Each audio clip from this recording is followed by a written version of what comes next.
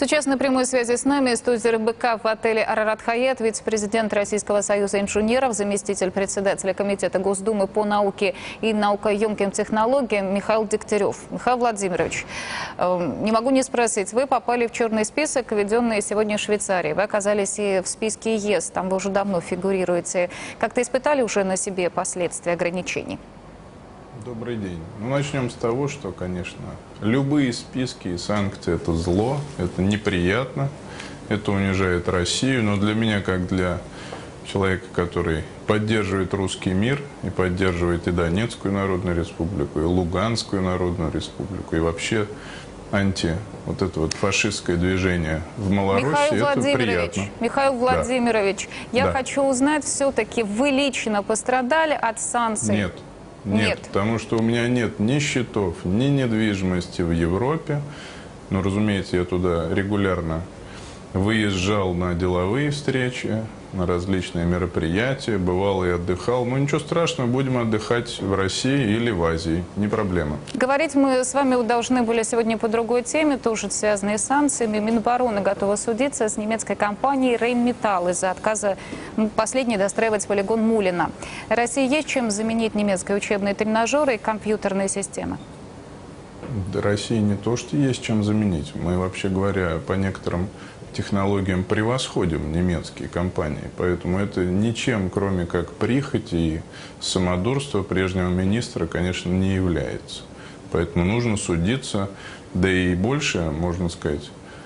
Там, насколько мне известно, несколько российских субподрядчиков работает у немцев. А почему изначально-то тогда, получается, контракт немцы выиграли, если действительно наше оборудование гораздо лучше немецкого?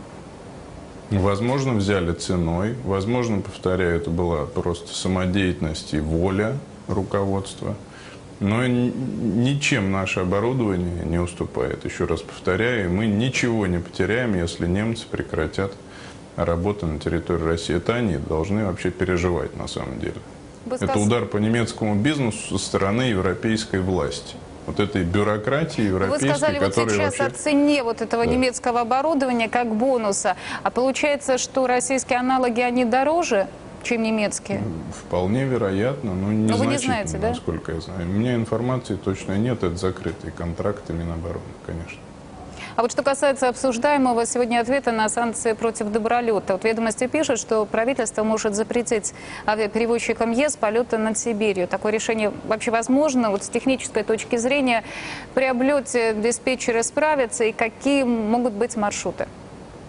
Начнем с того, что это легко осуществимо с юридической и технической точки зрения. И вообще говоря, по оценкам некоторых специалистов, до 5 миллиардов евро в год могут потерять европейские авиакомпании.